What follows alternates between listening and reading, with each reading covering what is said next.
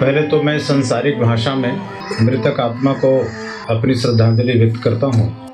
इसके बाद मैं श्रद्धांजलि का कुछ अर्थ बताने की कोशिश करूँगा। जैसे एक पेड़ है सामने, जमीन में पैदा हुआ तो इतना ऊंचा हुआ, शायद 25 मीटर या 30 मीटर का ऊंचा हो गया। लेकिन यही पेड़ गमले में भी हो सकता था। अगर गमले में लगाया जाता ये पेड़ तो कितना ऊंचा होता, 1 फुट या 2 फुट।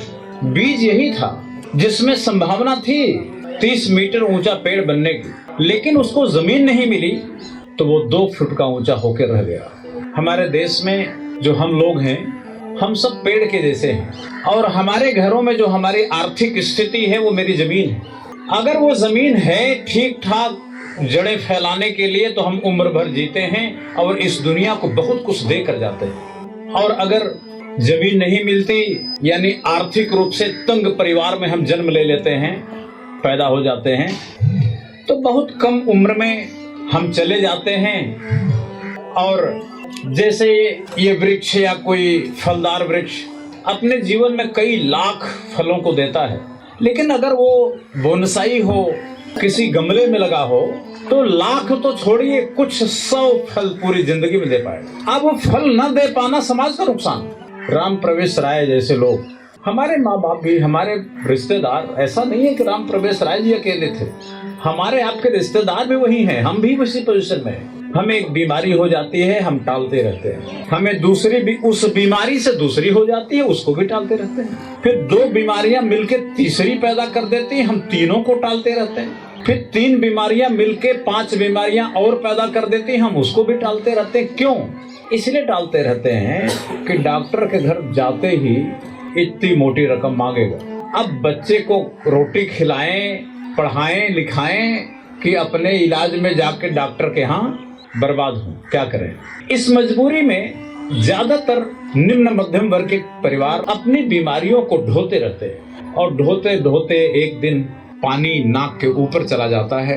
इतनी जल्दी जैसे राम प्रवेश राय जी चले गए, ऐसा मेडिकल की भाषा में होता नहीं है। मैंने अपने छोटे भाई डॉक्टर से डिस्कस किया, चर्चा की, ऐसा कैसे हो गया? तो उसने बताया कि भैया ऐसा नहीं है, इनको शुगर की बीमारी बहुत लंबे वक्त से रही होगी, इनको बीपी की बीमारी बहुत लंबे वक्त से रही होगी, जिसकी वजह से किडनी ने काम करना बंद कर दिया।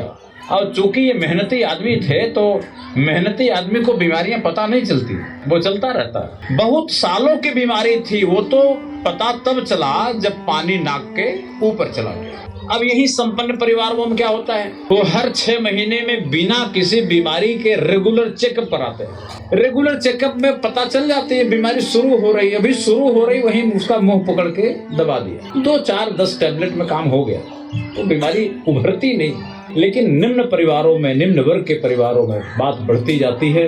भारत में लगभग 80 करोड़ परिवार ऐसे हैं, 80 करोड़ लोग ऐसे हैं जो अपनी उम्र भर नहीं जी पाते, और उन्हें बीच में जाना पड़ता है, ऐसे वक्त पर जाना पड़ता है जब उनके बच्चे छोटे छोटे होते हैं, घर में कोई आमदनी का जरिया नहीं होता और बच्चे अनाथ हो जाते हैं। राम प्रवेश राय जी तो किस्मती हैं, उनके बच्चे किस्मती हैं कि ये कम से कम इतने बड़े तो हो गए हैं कि अपने पैरों पर खड़े हो गए हैं या खड़े होने वाले हैं, चाहे मिथिलेश हो या फिर भोलू हो। लेकिन ऐसे तमाम परिवार हैं जिनकी उम्र 35 साल 40 साल में हो जाती है और उनके बच्चे केवल 6 साल 7 साल 10 साल की उम्र में होते हैं, और उनके सामने क्या मजबूरी होती है कि यही रेल के लाइनों के किनारे बंबई में, कलकत्ता में केवल मजदूरी के नाम पर मजबूरी में काम करने के सिवा कुछ नहीं बचता। पूरी उम्र जानवरों की तरह चली जाती है। हम लोगों ने इस बारे में सोचा कि अगर धन की कमी हो तो ठीक है, कोई धन की कमी से मर जाए, कोई दवा की कमी हो, फैक्ट्रियों में दवा न पैदा हो रही हो, और कोई दवा की कमी से मर जाए तो समझ में आती है बात। किसी के पास देश में अनाज ना हो और अनाज की कमी से, पौष्टिकता की कमी से कोई मर जाए तो समझ में आती बात। इन ठंडियों में बहुत लोग ठंड से मर जाएंगे, इन्हीं अब अगले महीने में, जनवरी में बहुत लोग मर जाएंगे, इसलिए कि उनको रात में ओढ़ने के लिए जितने गर्म कपड़े चाहिए वो नहीं होते, और इसी जनवरी में मर जाएंगे। लेकिन मिल के मालिक तमाम जो कपड़े पैदा किए हैं वो इसलिए बात के लिए रो रहे हैं कि उनका कपड़ा नहीं बिक रहा। दवाई के कंपनी वाले इसलिए रो रहे हैं कि उनकी दवाई नहीं बिक रही। किसान जो अनाज पैदा करते हैं वो इसलिए रो रहे हैं कि उनके अनाज की कीमत नहीं मिल रही है। क्यों? जिनको भूख लगी है वो अनाज खरीद नहीं सकते। और शहरों में बंबई, दिल्ली, कलकत्ता, पटना, जिन लोगों के पास पैसे हैं डॉक्टर ने उनको मना कर दिया है खाना बंद। ना वो खा पा रहे हैं ना नीचे खा पा रहे हैं, दोनों खा नहीं रहे हैं और अनाज सड़ रहा है।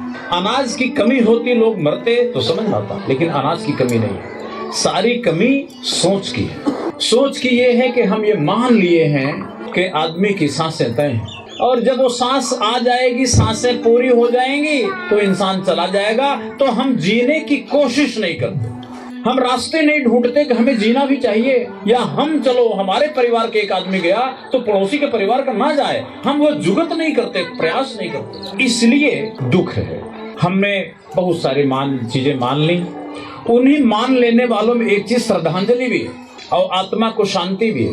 हमें जब कहा जाता है कि मैं किसी की मृत्यु पर आत्मा को शांति बोलूं, तो मुझे समझ नहीं आता कि आत्मा तो आज तक समझ में आई नहीं। जो समझ में ही नहीं आई उसकी शांति की बात क्या करें? श्रद्धा तो तब हो जो आदमी जिंदा हो, तो उसको श्रद्धा दें, श्रद्धांजलि दें। एक मृतक को के प्रति श्रद्धा ही क्या, वो है ही नहीं दुनिया में। तो मुझे न तो श्रद्धांजलि का अर्थ कभी समझ में आया, न आत्मा के शांति का अर्थ समझ में आया। मेरी पार्टी के एक मैंने अध्यक्ष बनाया था गुप्ता जी को, पहले अध्यक्ष वही थे दिल्ली के, प्रोफेसर रमेश गुप्ता। उन्होंने एक दिन मुझे फोन किया, मैं लखनऊ में था, बोले कि भरत गांधी जी मैं आपसे अंतिम नमस्कार करने के लिए फोन किया। और फिर हंसने लगे जोर से।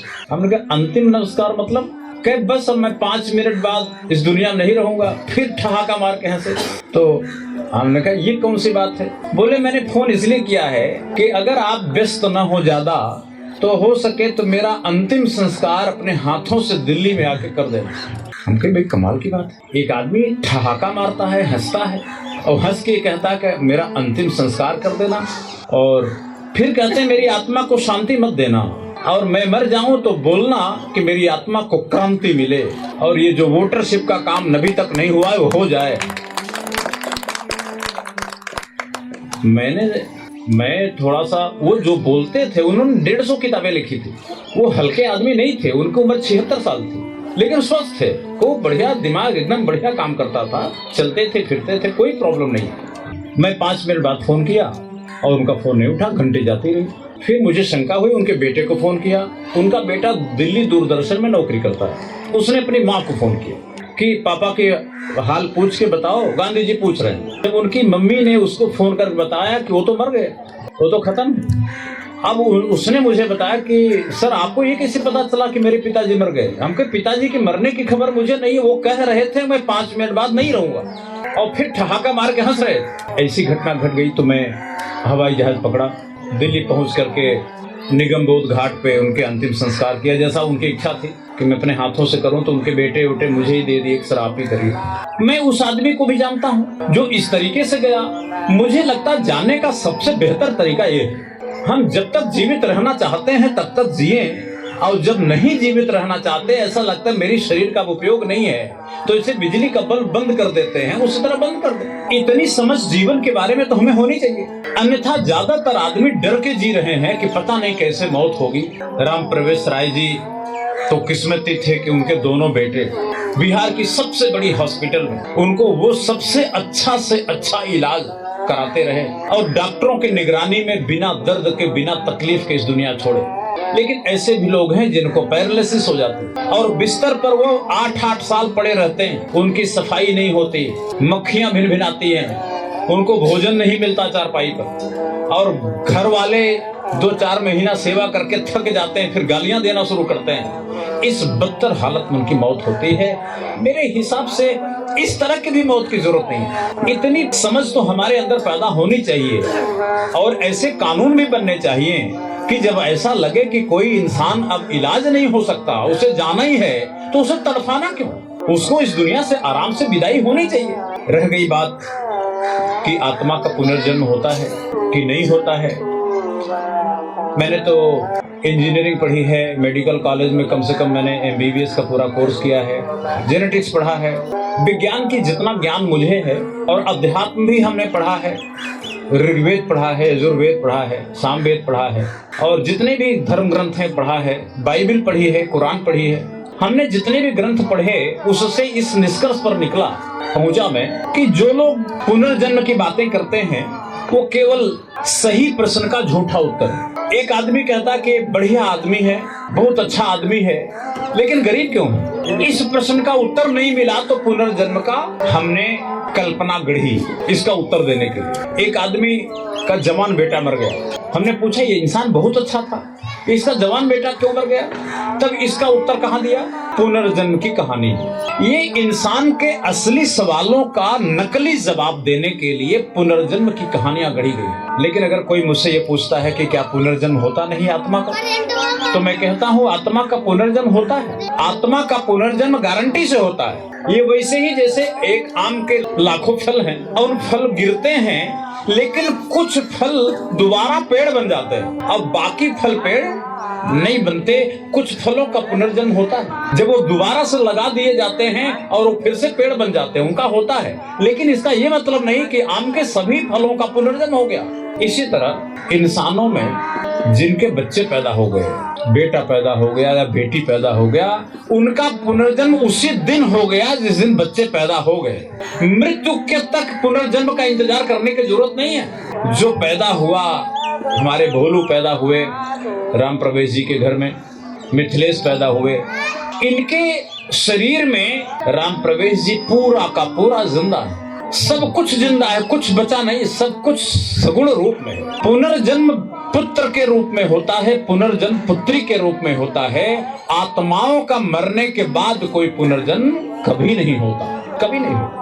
इस बात को हम अगर जान जाएं तो कम से कम असली सवालों का नकली उत्तर देना भूल जाएं और देने की कोशिश ना करें। इसलिए अगर भोलू हैं और मिथिलेश हैं तो इनके लिए श्रद्धांजलि, अगर राम प्रवेश राय जी के लिए श्रद्धांजलि है, सच्ची श्रद्धांजलि क्या हो सकती है? उनकी आत्मा जो चाहती है वो मनसा पूरी करना। इनकी आत्मा कहाँ है? इनकी आत्मा के अब दो शाखाएं हैं, एक शाखा का नाम है मिथिलेश और दूसरी शाखा का नाम है भोलू।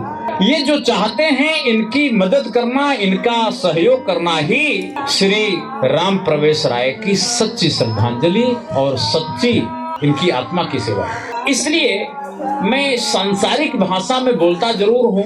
आज आप लोग बैठे हैं तो सोचा कि दो बात कह दूं, लेकिन अगर 1 मिनट होता तो मेरे पास भी यही होता कि हम 1 मिनट बोले और शायद मेरी हवाई जहाज होगी, चली जाएगी तो मैं चला जाऊं, तब ना बातें बहुत, ये सारी बातें ना बोल पाता। लेकिन जो कुछ कहा गया है वही आंख बंद करके मान लेना गलत। इस दुनिया में कहा गया है कि जिन लोगों के कर्म खराब थे पिछले जन्म के, जब पुनर्जन्म हमने मान ली गलत भाषा में, जो दुनिया का पैसा लूट के रखने वाले लोग हैं उनको मौका मिल गया कि बख्तियारपुर के लोग इसलिए गरीब हैं कि पिछले जन्म में तुमने गलत कर्म किए और इस जन्म में अच्छा कर्म करोगे और शांति से रहोगे, गरीबी में जियोगे, आधा पेट खाओगे, ठंडियों में रजाई नहीं ओढ़ोगे, एक कंबल ओढ़ करके ठिठुरते रहोगे और 35 साल में 40 साल में मर जाओगे, तो समझो अच्छा करके, अच्छा कर्म करके मरे। इसमें किसका लाभ है? जिसने लोगों का धन कब्जा करके बंबई दिल्ली में रखा हुआ, उसका लाभ है। इसलिए इस झूठ को प्रचारित करने के लिए पैसा खर्च करता है। साधु महात्मा तमाम प्रवचन करने वालों को इंतजाम करना कि बेटा बोल, तू टेलीविजन पे बोल, आस्था चैनल पर बोल, अखबार में बोल, तू झूठ का प्रचार कर। इस झूठ के प्रचार की लंबी चौड़ी अरबों रुपया हर महीना का खर्चा है। इसलिए जब तक हम सामाजिक और अंधविश्वासों से, राजनीतिक अंधविश्वासों से उबरेंगे नहीं, हमारे समाज का कल्याण होने वाला नहीं। राम प्रवेश जी जैसे लोग जो मेरी पुस्तकों से इतनी प्रेरणा पाते हैं, मेरी तो कभी मुलाकात नहीं हुई और बात भी तब हुई जब ये मृत्युशैया पर थे। मुझे तो पता चल गया था, भोलू को मालूम नहीं था, लेकिन मेरे को 10 दिन पहले मालूम हो गया था वो जीवित नहीं रहेंगे। लेकिन यह बात बताना ठीक नहीं था। जब यह मृत्युशैया पर थे तो मेरी बात हुई। एक व्यक्ति को मेरी पुस्तकों से इतनी प्रेरणा मिलती कि वो अपने बेटे को तैयार करता है कि बेटा ये काम बहुत अच्छा है, काम करना चाहिए। इनके चाचा जो श्रीनाथ जी हैं, इन्होंने इस हमारी पुस्तकों का अध्ययन किया, फिर ये तो खैर जुड़ भी गए थे और ये आते जाते रहे हमारे कार्यक्रमों में। सच्ची श्रद्धांजलि का अर्थ ये है कि वह व्यक्ति जो चाहता था वह काम अगर आप हाथ में ले लें तो यह सच्ची श्रद्धांजलि है। माला और फूल चढ़ा के फिर उस आदमी को भूल जाना सदा सदा के लिए, ये कोई सच्ची श्रद्धांजलि नहीं है, ये समय का अपव्यय है। इसलिए इस दुनिया में जैसा कि मैंने कहा कि जो बहुत छोटा आदमी है उसे छोटा मत समझो। हो सकता किसी धनवान के घर में अगर राम प्रवेश राय पैदा हुए होते तो हो सकता सुप्रीम कोर्ट के जज होते, जो आज बख्तियारपुर में रहे और खेती करते होंगे। मुझे मालूम नहीं क्या धंधा बिजनेस, क्या आमदनी का जरिया है, खेत है या कोई बिजनेस है, मुझे पता नहीं। तो जो खेती करने वाला आदमी अगर किसी धनवान का बेटा के रूप में पैदा होता तो हो सकता हाई कोर्ट सुप्रीम कोर्ट का जज होता, हो सकता कोई कलेक्टर होता।